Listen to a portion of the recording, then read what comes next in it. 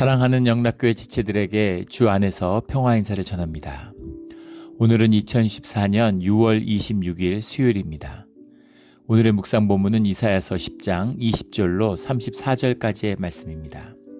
오늘 본문 말씀 10장 20절부터의 말씀은 이렇게 시작합니다. 그날에 이스라엘의 남은 자와 야곱 족속의 피난한 자들이 다시는 자기를 친자를 의지하지 아니하고 이스라엘의 거룩하신 여호와를 진실하게 의지하리니. 그날에라고 하는 것은 섭리의 완성을 이룬 날을 의미하는 거죠. 반드시 아수르의 침략을 의미하는 것이 아니라 이것이 바벨론의 침략일 수도 있고 로마의 침략일 수도 있고 주님의 섭리가 성취되는 날, 섭리를 이루어가는 날, 그날을 의미하는 겁니다. 근데 그날에 이스라엘도 치시고 아수르도 치시고 주님이 말씀하고자 하시는 뜻이 뭘까요? 우리가 이제 이사야서를 읽을 때도 마찬가지고 우리 구약 성경을 읽을 때 신약도 마찬가지죠. 이 구약의 지금 이 사건이라고 하는 것은 거의 3000년 전에 일어나는 일입니다.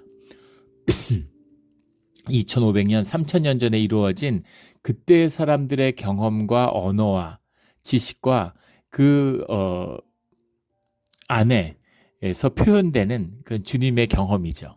그래서 오늘 우리에게 말씀하신다 그러면 다른 언어, 다른 개념으로 말씀하시겠죠. 그러나 그 뜻은 통한다는 것입니다. 그 뜻의 중심은 뭐냐면 주님의 섭리가 반드시 이루어진다. 또 우리가 현상의 눈으로 보이는 것, 눈으로 보여서 좋다, 복받았다 이런 것이 아니라 본질의 세계가 있다. 주님이 이루어 가시는 구원의 섭리와 그 세계가 있다라는 그 말씀을 하고 계시는 거죠. 그런데 왜 예루살렘이 멸망할까? 주님이 계시는 주님의 성이고 주님의 지체를 이룬 이스라엘의 또 성전을 모신 그곳인데 어떻게 예루살렘이 망할 수가 있습니까? 어떻게 이방인을 들어칠 수가 있습니까? 라는 질문에 대해서 사실은 바로 그 성전 때문에 그 섬김 때문에 망했다라는 겁니다. 예루살렘이나 유다가 이스라엘이 무슨 북이스라엘이 도덕적으로 타락하고 윤리적으로 무너져서 물론 그것도 결국에는 영적인 질서가 무너지고 예배가 무너졌기 때문이긴 하지만 그런 것이 흔들린다고 해서 예루살렘을 멸하고 성전을 무너뜨리시는 것이 아니라 주님을 섬긴다고 하는 바로 그 성전의 타락, 성전이 본질을 잃어버렸기 때문에 예루살렘이 그 본질을 잃어버렸기 때문에 더 이상 예루살렘이라는 이름으로 둘 수 없다는 것이죠. 그것이 본질이라는 겁니다. 섬김인데 다 같은 섬김 같지만 섬김이 아니죠. 사람들이 모여 있다고 지체가 아닙니다. 하나님이 중심에 계셔야 지체가 되는 거죠. 하나님이 없으면 무리인 거예요. 예수님을 따라다닌다고 제자가 아니죠. 예수님을 따르는 무리가 있습니다. 밥으로 얻어먹으라고 온 사람도 있고 신기해서 온 사람도 있고 그냥 사람들 가니까 무슨 일인가 따라온 사람도 있죠. 하지만 말씀을 듣고 주님과 함께하는 제자들도 있습니다. 그런 것처럼 함께했다고 다 지체가 아니죠. 섬긴다고 그것이 주님을 향한 것인가 아니면 나를 섬기는 것인가 이제 그것입니다. 자신을 섬기죠. 자신을 섬기는 것은 저주라는 겁니다. 하나님을 섬기는 게 형통의 길이라는 거죠. 우리 어제 말씀에 나누었죠. 우리 에덴 동산에 있을 때에는 하나 빼놓고는 선악과 하나 빼고 모든 게 다 원하는 대로 하는 모든 것이 다 사는 길이었어요. 그런데 우리가 에덴 동산을 나온 우리의 삶의 길에서는 주님을 섬기는 것 하나 빼놓고는 모두 죽는 길이라는 겁니다. 그 말씀을 하기를 원하시는 거죠. 근데 2500년 전, 3000년 전이니까 그때의 사람들이 듣는 말로 내가 100평명의 나무를 베겠다. 어린아이가 손으로 셀 수 있는 것만큼 남겨두겠다. 그러면 정말 나무가 한 10그루 남고 다 베겠다. 이런 현상적인 이야기가 아니라는 거죠. 본질의 역사, 본질의 섭리가 완성된다. 주님이 얘는 벌 주고 얘는 벌 안 주고 얘는 무슨 때리고 얘는 맞고 이런 게 아니라 주님의 섭리 가운데 주님과 함께하지 않는 모든 길은 저주의 길이다. 종교도 마찬가지죠. 종교의 길은 반드시 멸망입니다. 주님이 함께하지 않기 때문인 거죠. 이 섭리의 세계를 볼 줄 알아야 돼요. 현상 세계를 보면 주님이 왜 이런 일을 하실까? 주님이 왜 저런 일을 하실까? 예, 그 탈무드에 나오는 그 유명한 이야기가 있죠. 이 모세가 주님과 함께하고 있는데 길을 걷고 있는데 아이가 늪 같은 데 빠져서 이제 죽어가고 있더라는 거죠. 근데 모세가 뭐 전혀 아랑곳하지 않고 혼자서 이렇게 주님을 찬양하는 걸 흥얼흥얼 하면서 걷고 있는 거예요. 모세도 봤을 텐데 그러니까 따르던 그 제자들이 아니 스승님 저 아이를 구해야 되지 어디 가시냐고 아이를 구해야 되지 않겠냐고. 근데 아무 반응이 없어요. 그러니까 제자들이 뛰어가서 아이를 구해왔다는 거죠. 그래서 아이 막 진흙에 이렇게 쌓여있는 아이를 구해오면서 이제 막 제자들이 원망하는 말 어떻게 아이를 두고 그냥 가십니까? 그러니까 모세가 그 제자들을 보고 이렇게 얘기했다는 거죠. 그 아이가 사는 것이 주님의 뜻이었는지 죽는 것이 주님의 뜻이었는지 니들이 어떻게 아느냐. 그 아이를 하나 살림으로 그 아이가 나중에 수십만의 사람을 죽이는지 누가 알겠느냐 이렇게 얘기했다는 거죠. 물론 뭐 사람들이 후대에 만들어낸 얘기겠죠. 그러나 그 안에 주님의 뜻에 대한 이야기가 들어있는 겁니다. 그 아이가 커서 히틀러 된다 그러면 스탈린 된다 그러면 마오쩌둥 된다 그러면 그 아이 살리는 것이 맞겠습니까? 그 주님의 뜻을 알 수 없는 것이죠. 아이를 살리는 게 현상적으로 보면 아이를 살려야죠. 아이를 살리는 게 옳잖아요. 근데 어제 나누었죠. 현상계의 전제. 사는 건 좋은 것이고 선한 것이고 죽는 것은 나쁜 것이고 악한 것이다. 고통은 나쁜 것이고 안일함은 평안함은 좋은 것이다. 근데 그것은 현상계의 전제일 뿐입니다. 주님의 뜻 가운데서는 뭐가 좋은지 뭐가 나쁜 건지 알지 못해요. 얘는 왜 이렇게 어려서 죽었을까 원통해하고 한 100살 넘어서 죽으면 오래 살았으니까 좋다 그러고 뭐가 좋은 건지 누가 압니까? 그걸 판단하고 그것이 옳고 그름을 가릴 수 있는 분은 주님밖에 없어요. 나중에 천국에 갔더니 오래 사는 게 저주였다고 생각할지 누가 알겠습니까? 죽다가 주님의 은혜로 살아나면 은혜 받았다고 기뻐하죠. 그러니까 천국에 가면 주님 그때 데려가시지 왜 그때 날 살려서 그렇게 살게 하셨냐고 그렇게 말할지 누가 알겠습니까? 뭐가 복인지 몰라요. 주님과 함께하는 게 복입니다. 그 말씀을 하는 거죠. 근데 사람들은 왜 주님을 함께하지 못할까? 지금도 함께하기 어려운데 그 시절에 어땠겠습니까? 현상밖에 보이지 않는. 지금 우리도 마찬가지죠, 사실은. 현상밖에 현상계를 보는 사람은 돈 앞에 무릎 꿇게 돼 있죠. 현상계에선 돈이 절대입니다. 모든 현상의 가치를 거기다가 투사해 놓은 거잖아요. 어태치해 놓은 거잖아요. 보편적인 가치잖아요. 그 돈의 위력이 절대적이죠. 돈의 위력은 어디서 왔을까요? 여러 번 나누었죠. 사람에게서 왔습니다. 사람의 믿음과 신뢰예요. 그것을 거기다 투사시켜 놓은 겁니다. 우상이라고 그러죠. 현대의 가장 큰 우상이고 절대적인 우상이죠. 인간의 어리석음 아닙니까? 다스리라고 권세를 주니까 자기 권세를 누군가에게 위임시켜 놓고서 그 밑에서 종노릇을 하고 있어요. 그러지 말라는 겁니다. 살 길을 찾으라는 것이죠. 그 말씀을 하시는 거예요. 그러니까 막 아수르를 또 막 시리아를 절대로 수리아에게 막 껍벅 넘어가다가 북이스라엘에 껍벅 넘어가다가 에돔에 껍벅 넘어가다가 막 힘 있는 자들을 쫓으니까 현상을 쫓으니까 이제는 아수르에게 껍벅하는 거죠. 근데 아수르도 아니고 수리아도 아니고 애굽도 아니고 에돔도 아니고 모압도 아니고 암몬도 아니고 그런 현상이 있는 것이 아니다. 현상의 힘을 쫓으면 결국 망한다. 그 말씀을 하고 있는 겁니다.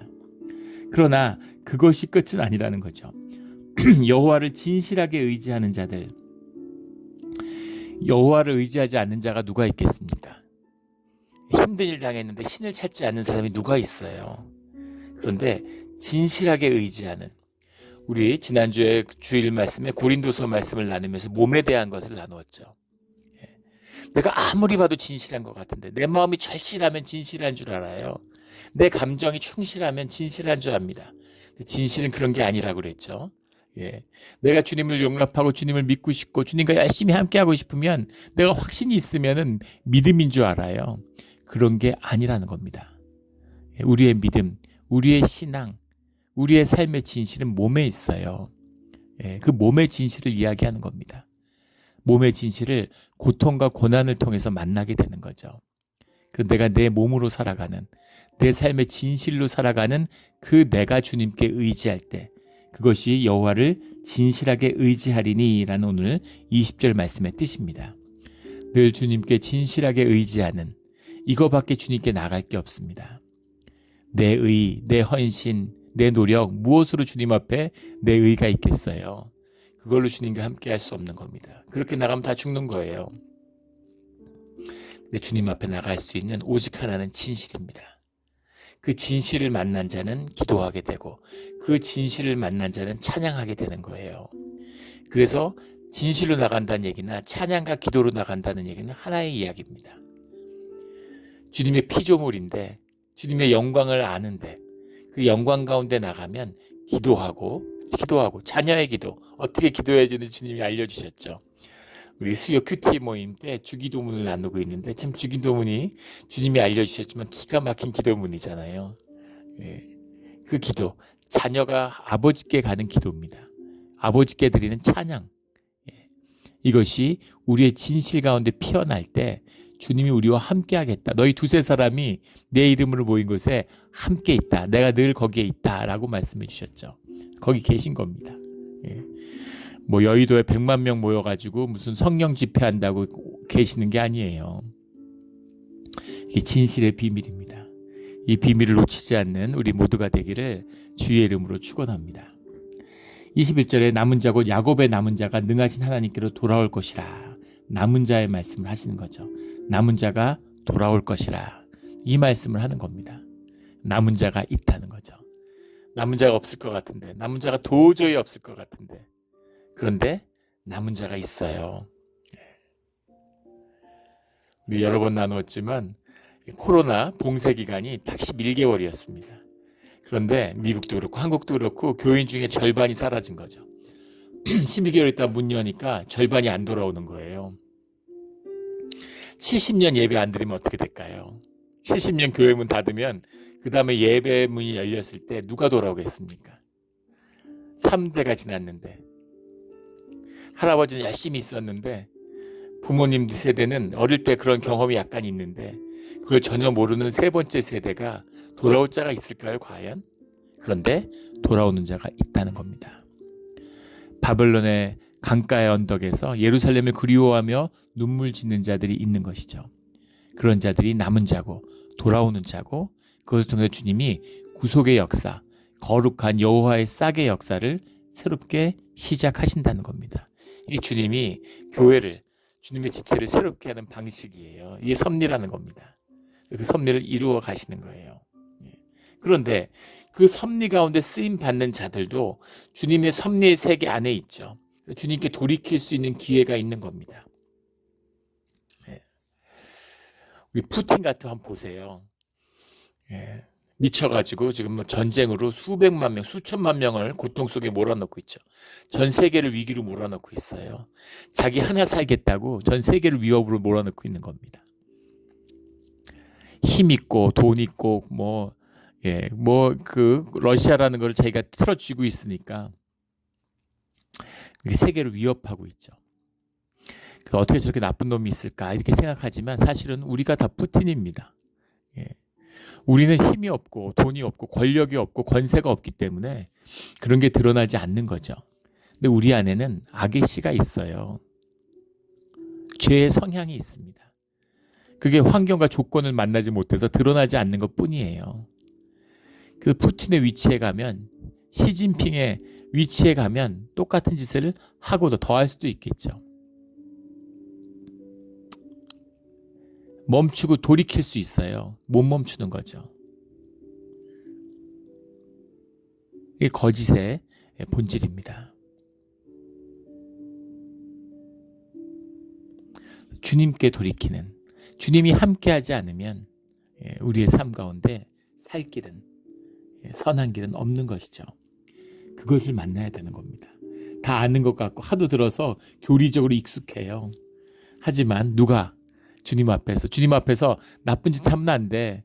정결함을 유지해야, 그것도 못 지키는데 하물며 내 정결함, 내 의, 물론 내가 생각하는, 내가 표상하는 내 의, 내 선, 내 봉사, 내 헌신, 내 헌금, 내 교제, 이걸 내려놓을 수 있겠습니까? 예. 주님의 은혜가 아니면, 주님과 함께 하지면 절대 이루어질 수 없는 일이에요. 예. 이것도 또 생각으로 하는 분은 뭐가 먼저냐 뭐가 뒤냐 이러는 거죠. 예. 뭐가 먼저냐 뭐가 뒤냐 따질 수 있죠. 닭이 먼저입니까 달걀이 먼저입니까? 그런 소리 하는 사람들은 어리석은 사람들이죠. 뭐가 먼저입니까? 닭이 먼저죠. 주님이 닭을 만드셨을까요? 달걀을 만드셨을까요? 예. 얘기할 것도 없는 것이죠. 그러나 닭과 달걀이라는 것은 지금 우리가 살고 있는 현상 안에서 닭이 먼저예요 달걀이 먼저예요. 아무 의미 없는 얘기죠. 예. 그럼 그 달걀 없이 태어난 닭이 어디고 닭 없이 태어난 달걀이 어디냐 그런 얘기가 되는 겁니다. 그렇게 생각해 보시면 알아요. 주님의 은혜가 먼저입니다. 하지만 주님의 은혜로 내가 주님께 나아가고 또 나의 나가는 진실함과 자원함이 없으면 주님께 함께하지 않으시는 거죠. 주님이 함께하시면 내 은혜가 풍성하고 또 주님의 은혜가 안에서 주님과 더 깊어지고 이렇게 선순환을 하는 거예요. 내가 베풀면 은혜가 있고 은혜가 있으면 더 베풀고 그럼 또 더 큰 은혜를 받고 선순환이 되면서 부요함을 누리는 겁니다. 근데 막 찌들어요. 인색해요. 나누지 못해요. 그럼 주님의 은혜가 없습니다. 은혜가 없으니까 더 강팍해지고 더 찌들고 돈이 있고 없고의 문제가 아닙니다. 돈이 많아도 더 찌들고 더 인색해져요. 그런 거 많이 보잖아요. 자기 자신에게도 인색한 아무것도 누리지 못하는 주기도문에 나온 주님께 의지해서 하면 일용할 양식이 있으면 되는 하루에 일용할 양식 먹지 뭐 이틀치 먹습니까? 사흘치 먹습니까? 근데 주님을 못 믿는 거죠. 그래서 뭐 한 달치, 1년치, 수십 년치, 수백 년치를 쌓아놔도 내 마음, 내 심령을 채우지 못하는 거죠. 내 배를 채우지 못하는 겁니다. 몸의 신비죠. 영이 허하니까 배가 아무리 불러서 막 배가 터지려고 그래도 채워지지가 않아요. 미국 사람들의 85%가 고도 비만이라는 거 아닙니까? 그런데도 먹는 걸 멈출 수가 없어요. 멈춰야 되는데 멈추라고 하시는데 못 멈추는 겁니다. 채워지지가 않는데 어떻게 멈춰요?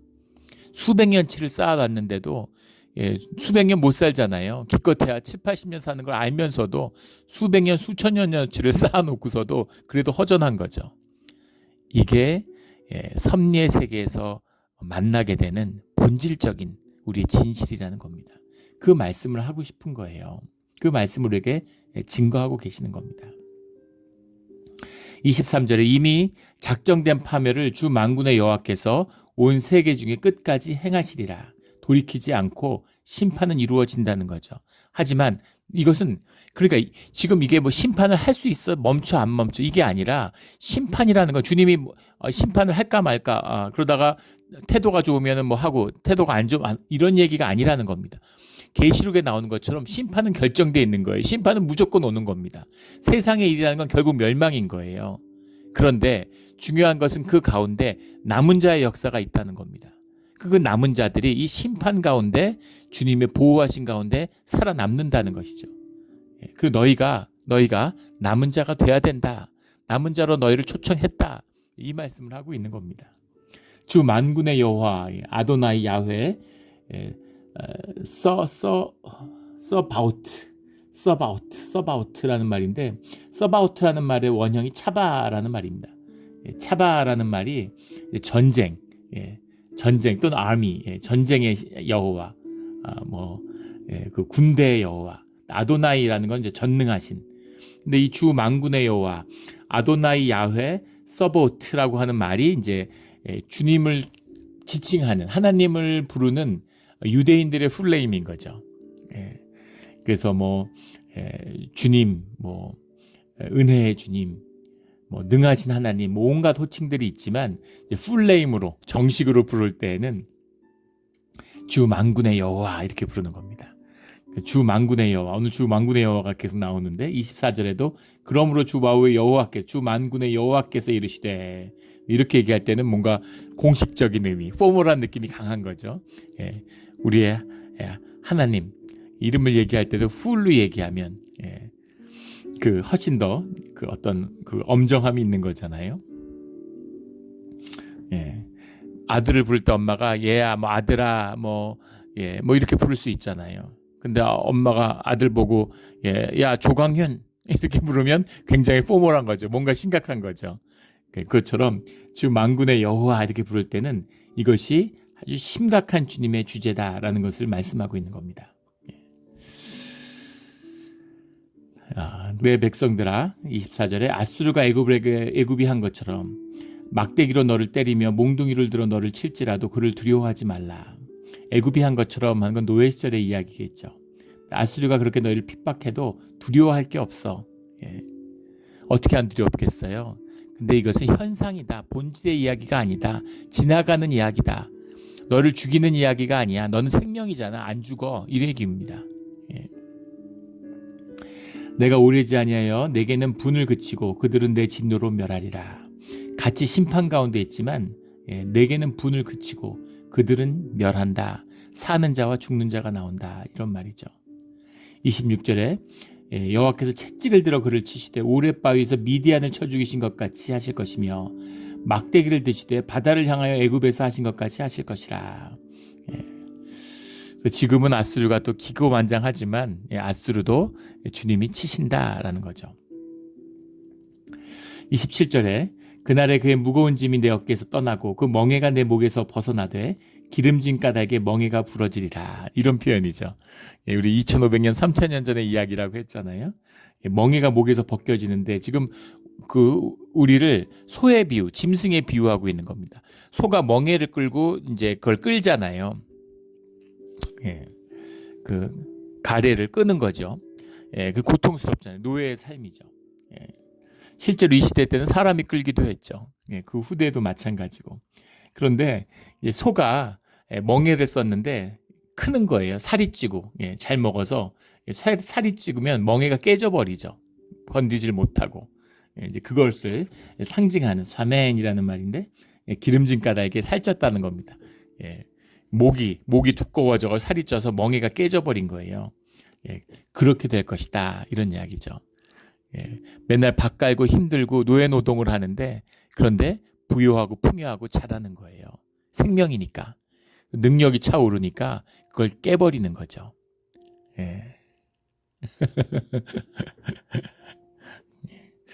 예전에 저희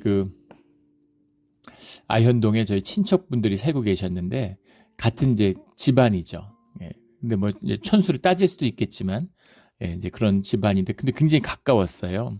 저희 시골에서 아버지만 집성촌에 살았는데 아버지만 서울에 와 사셨기 때문에 그 명절이 되면은 무슨 그 추석이 되고 뭐 새해가 되고 그러면 아버지가 이제 저희들을 데리고 자녀들을 데리고 이제 그 아현동에 있는 집에 찾아갔습니다.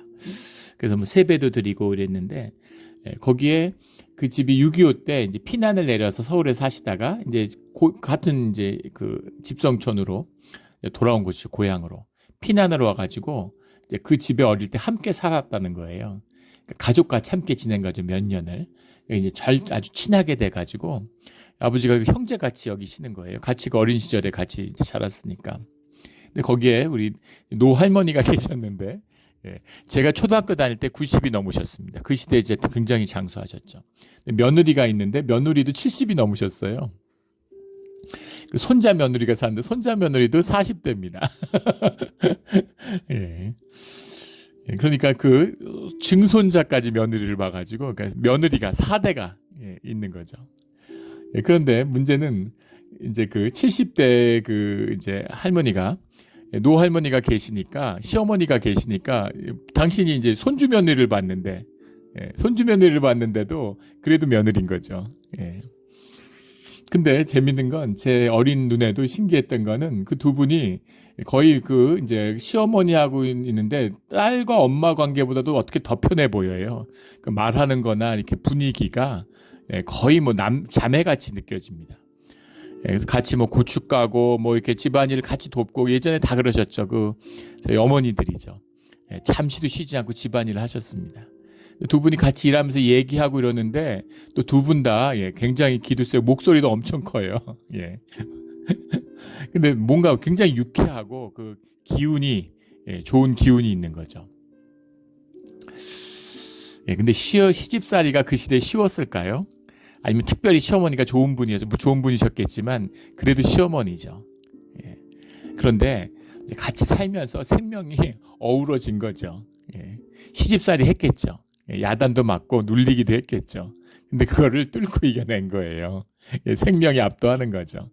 예. 그래서 예. 물론 뭐 예의를 안 지킨다는 얘기가 아닙니다. 예. 뭐 시어머니를 존중 안 한다는 얘기는 아니지만 예. 생명이 융합된 거죠. 예. 그런 거예요. 자라나는 겁니다.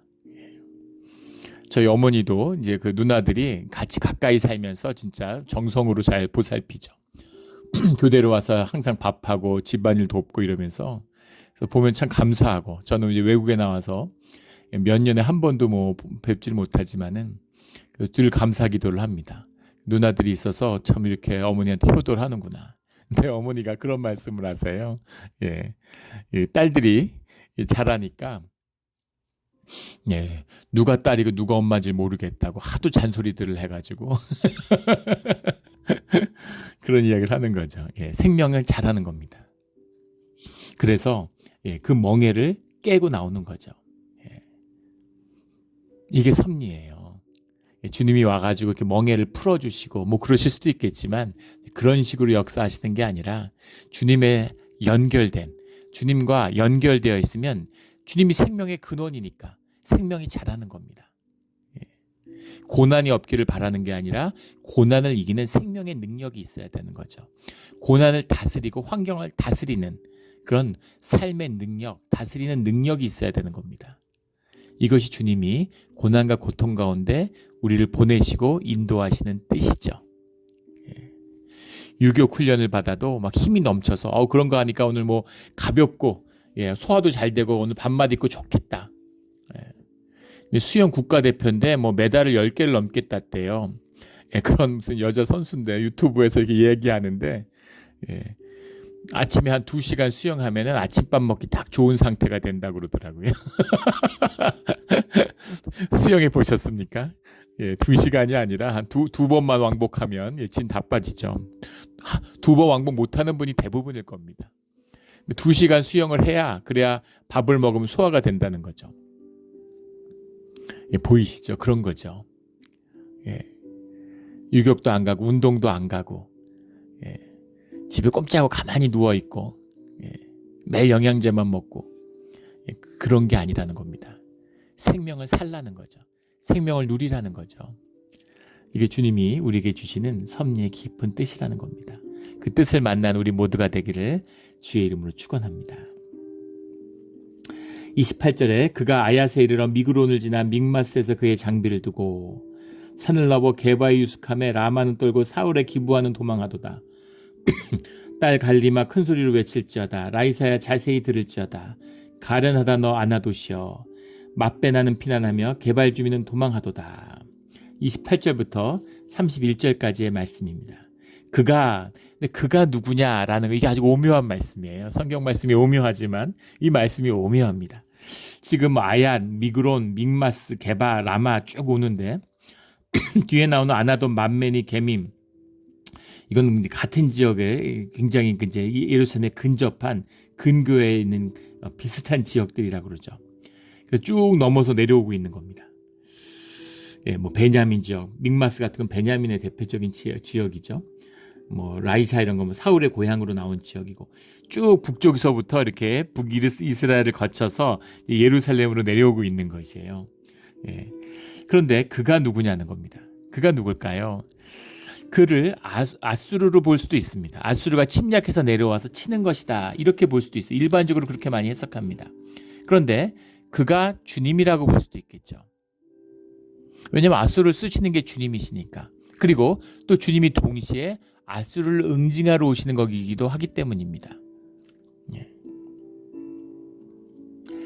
그래서 아수르가 예루살렘을 포위하고 있는데 그 아수르를 주님이 오셔서 아수르를 치시고 아수르를 멸망케 하셨죠.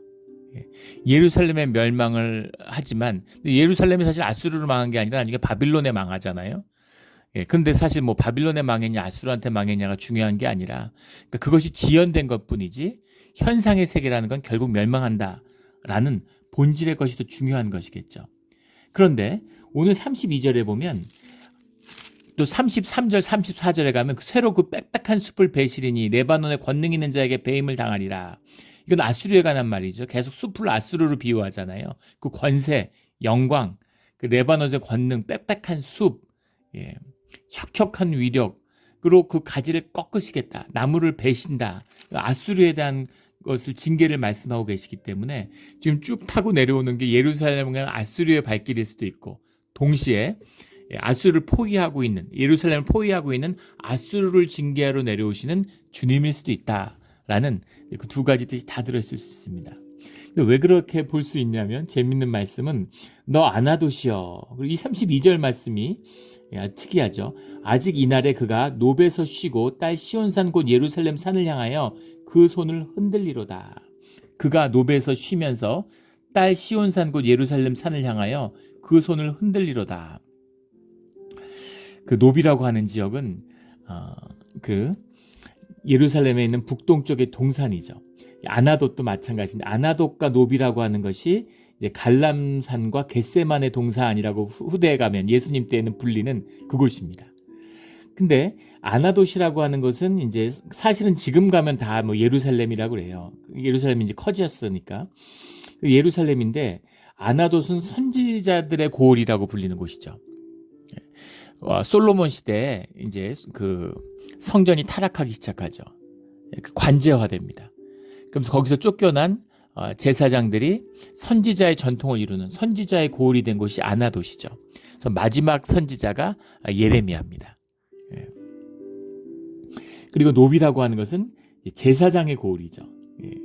우리 그 아비멜렉이 그 제사장의 고을인데, 다윗이 도망칠 때 노베에 이르러서 아비멜렉에게서 이 진설병을 얻어먹죠.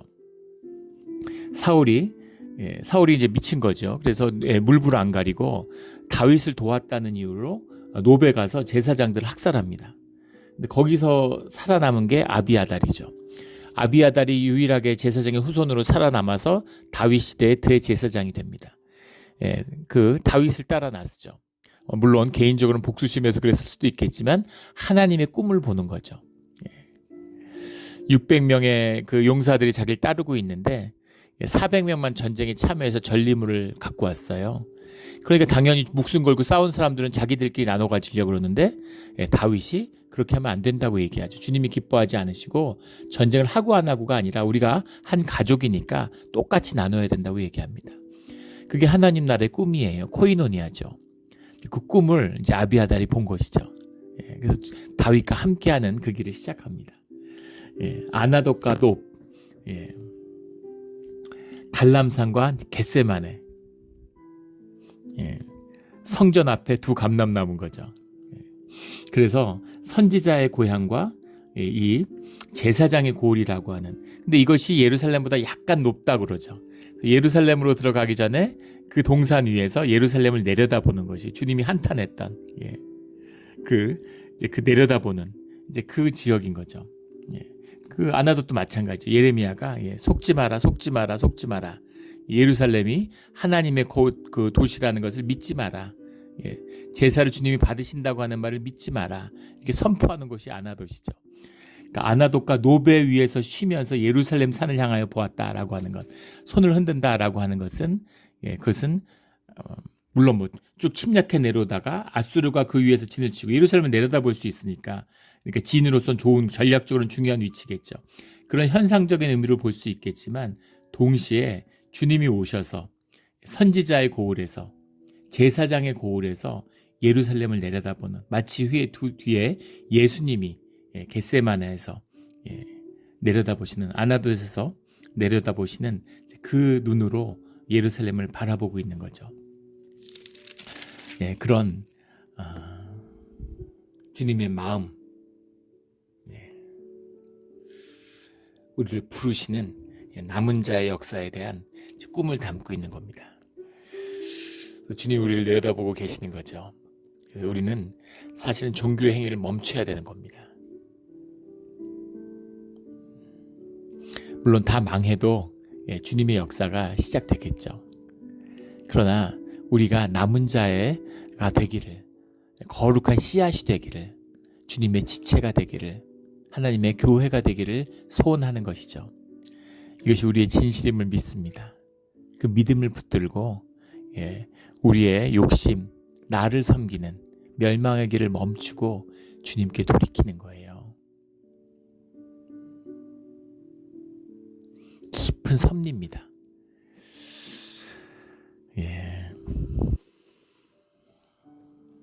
우리 말씀의 이 섭리의 뜻에 따라서 삶을 살아가는,